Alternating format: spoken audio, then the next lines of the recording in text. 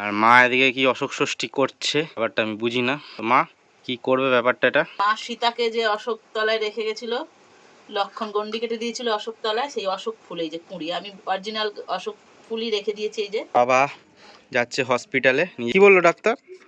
কড়াই, ছোলা, আলু, গাজর, পেঁপে দিয়ে তরকারি। বাবা ওলট কম্বল কারা কারা খেয়েছো অবশ্যই জানিও, ঠিক আছে? জলটা পুরো একদম ন্যালন্যালে হয়। আমি উদাহরণ দিচ্ছি না। ভালো লাগছে দে। আজকে মা আবার দই পেতেছে, জানি না বার করতে ভুলে গেছিল, হয়েছে নাকি কে জানে। হ্যালো, ওয়েলকাম টু কুণাল পাত্র ব্লগস। কেমন আছো সবাই? আশা করছি সবাই ভালো আছো। আজকে অশোক ষষ্ঠী, হ্যাঁ মা তো পালন করছে, তোমরা করছো নাকি অবশ্যই জানিও। যাই হোক, চলো ব্লগটা শুরু করা যাক। উত্তেজনা ভরা দিন, সবার সাথে ভাগ করে মেসেজ দিল মোবাইল, জীবন চলছে রঙিন পথে। কুণালের লাইফ দেখো এত স্টাইল, ইউটিউবে লাইভ লগিং এর ফাইল। আজ অশোক ষষ্ঠীর দিনে বড়দেরকে একটা কথাই বলতে চাই, সবাই সাবধানে থেকো, সুস্থ থেকো। কারণ আজকে ঠিকঠাক করে তোমরা খাওয়া দাওয়া করবে না, তো শরীরটা একটু উইক থাকবে, তো সাবধানে কাজকর্ম করো। মাকেও আমি তাই বলছি। মাকে তো আমি বললাম পুজো করে পরে খাওয়া দাওয়া করতে, মা বলছে না আমি খাবো না, এই করবো না বলছে। তো বড়রা যারা দেখছো তাদেরকে বলছি সাবধানে থেকো। এদিকে মা সকাল সকাল পুজো শুরু করে দিয়েছে।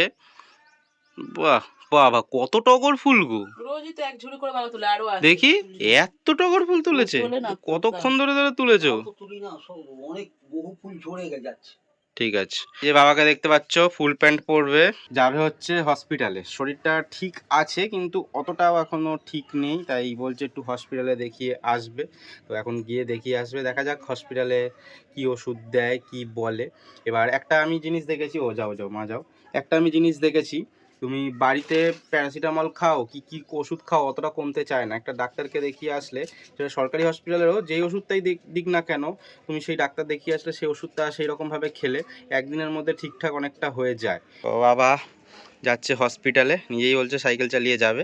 ঠিক আছে, সাইকেল চালিয়ে যাক, অসুবিধা নেই। কালকে ওষুধ খেয়েছে, সুস্থ আছে, একটুখানি গায়ের জোরটা একটু কম আছে, কমজোরি আছে শরীরটা, তো সেই জন্য যাচ্ছে।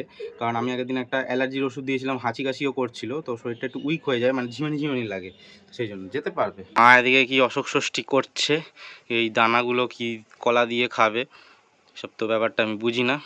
তো মা কি করবে ব্যাপারটা এটা? সোনা মুখ নিতে হবে 6টা, এই যে 6টা সোনা মুখ বেছে নিলাম, এই যে বাবা। আর অশোক ফুল, মা সীতাকে যে অশোক তলায় রেখে গেছিল, লক্ষণ গন্ডি কেটে দিয়েছিল অশোক তলায়, সেই অশোক ফুল, এই যে কুঁড়ি, আমি অরিজিনাল অশোক ফুলই রেখে দিয়েছি। এই যে গাছ থেকে, এখানে আমাদের একটা গাছ আছে, তুলে রেখে দিয়েছি। 6টা নেব। গাছ থেকে তুলেছো? সোনার মন্দির ওখানে গাছ আছে, এই 6খানা কুঁড়ি নিতে হবে। 6টা সোনামুখ আর 6টা ও এগুলো তো জানে সবাই, নিয়ে কলা দিয়ে খেতে হবে। ও এগুলো জানে।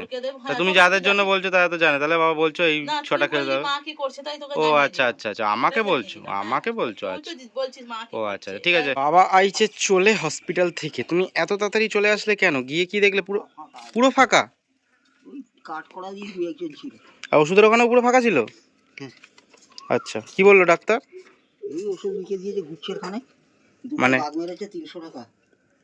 আবারই কি কি ওষুধ দিয়েছে? 300 টাকার ওষুধ কি ওষুধ সেটা তো দেখতে হবে। কি লিখে দিয়েছে, কি ওষুধ কিনতে হবে একটু বাদে দেখবো, ওষুধের দোকানে গিয়ে দেখতে হবে, কারণ ওইসব নাম তো বুঝতে পারবো না, ওদের হাতের লেখা। যাই হোক, অবশ্য ভালো হাতের লেখাটা দেখছি, হালকা হালকা বোঝা যাচ্ছে কিন্তু পুরো বোঝা যাচ্ছে না। যাই হোক, পরে দেখছি। আজকে মা আবার দই পেতেছে, জানি না বার করতে ভুলে গেছিল, হয়েছে নাকি কে জানে। একদম ওই আজকেরটা বেশি শক্ত হয়েছে, আগের দিনেরটা একটুখানি হয়ে গেছিল, মানে থকথকে হয়ে গেছিল, অতটা শক্ত না হয়নি। না, আমার এরকমই শক্তই হয়, ওটা ওইখানে দিয়েছিলাম বলে তাই, গমের বালতির মধ্যে দিয়েছিলাম যে গরমে হবে বলে। মা এখন সবে রুটি করছে, আর এখনই দেখো আমরা খাচ্ছি টক দইয়ের ঘোল। বাবা গেছিল হসপিটালে, আসলো গরম থেকে, সেই জন্য মা গুলে দিল। আর দেখো বাবা এসেই শুয়ে পড়েছে আবার। আমিও খেয়েছি। হ্যাঁ আমিও হ্যাঁ, তিনজনেই তো খাবো, সেটা তো আলাদা। বাবাও খেয়েছে, তুমিও খেয়েছো, তাই তো? ঠিক আছে। না না, তোমরা আবার ভেবো না খালি পেটে খাচ্ছি, আমরা তিনজনেই অল্প বিস্তর খেয়েছি, এবার টিফিন খাবো। এখন আমরা বসে গেছি টিফিন খেতে, কিন্তু আজকে তরকারি কি করেছে এটা! মুগ কড়াই, ছোলা, আলু, গাজর, পেঁপে দিয়ে তরকারি। বাবা তরকারিটা দেখে তো আমার ভক্তি আসছে না, ঠিক আছে যাই হোক করে খাই রুটি। কিন্তু মা আজকে উপোস করে আছে, মা খাচ্ছে না এইসবগুলো, কি খাবে হ্যাঁ পরে। আর পরোটা মনে হয় পরে খাবে কিনা জানি না, পরোটা করেছে আবার আমাদের জন্য, তো খেয়ে নিয়ে একটা দিন, কিছু করার নাই। খাওয়ার পরেই বাবা করে নিয়ে চলে এসছে চা। শরীর খারাপের মধ্যেও বললাম চা খেতে হবে না, তাও চা খাবে, করে নিয়ে এসছে। আমি বাইরে ছিলাম। 1 hour later. তো মা চলে আইছে, হ্যাঁ জেঠিমা এসেছিল, জেঠিমা আবার তোমার জন্য কি সব রেখে গেছে। দেখেছিস, বললো না আসিনি, আমি কালীতলায় আছি। ওই দেখো, তা তুই দিবি না মুখ করা এটা? আমি তো জানি না তো, আমি কি বলে গেছো তুমি আমাকে কিছু? এ মা, কি জেঠিমা কি অসুস্থ খাবার দিয়ে গেছে নাকি? হ্যাঁ তুই দিয়ে আসবি তো। দেখো অ্যাকোয়ারিয়ামটা দেখো। এই এত মাছ, হ্যাঁ ভালো লাগছে দেখ। তো তোমাদের আমি দেখাইনি, চলো তোমাদেরকেও দেখাই। কালো কালো করলে হাগু করলে তো, হ্যাঁ নোংরা নোংরা এর মধ্যে পড়েছে। হাগু করলে তো বাবা, ওখান থেকে দারুণ লাগছে। পন্ডের থেকেও নোংরা এসছে তো। কি ভালো লাগছে রে, এ মনে হচ্ছে সেই চাঁদের দেশের মতন। ফিশ পন্ডের বাইরে দেখো সব কাঠ কুটো জড়ো করা, কারণ সব এগুলো বার করেছিলাম, জল একদম নামিয়েছিলাম, তারপরে কিন্তু মাছগুলো বার করেছি। এগুলোকে আবার ওর ভেতর ঢুকিয়ে দেবো।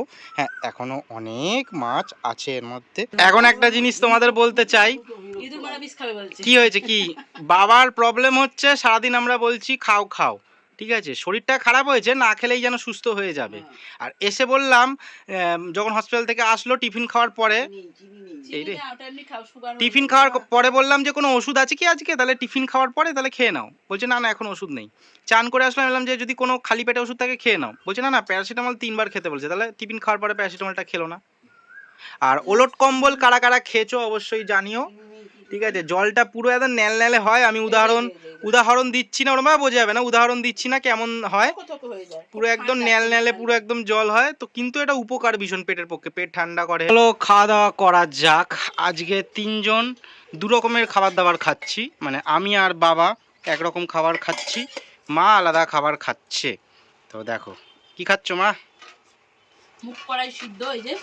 আর আরেকটা জিনিস তার আগে বলতে চাই, মা এবার আলাদা আলাদা খাবে। কি খাবে যেন বললাম যে তুমিও একই জায়গায় বসো, আর আমরাও মানে কি যেন বলে নিরামিষ খাচ্ছি, তো অসুবিধা তার জন্য হবে না, খালি আমরা ভাতটা খাচ্ছি। খালি একবার রগরটা দেখো।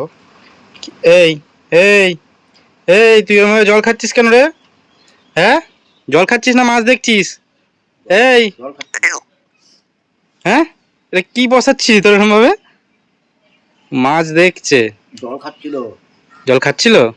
দেখ অনেকদিন বাদে গঙ্গার ঘাটে বসানো বট গাছটায় একটু সার দিয়ে আসবো। সার বলতে বাসি ফ্যান, আগের দিনের বাসি ফ্যান রয়েছে, ওই ফ্যানটা দিয়ে আসবো। এর আগে দিয়ে আসছিলাম, কিন্তু অনেক দিন যাওয়া হয়নি। গাছটা ভালো গ্রো করছে।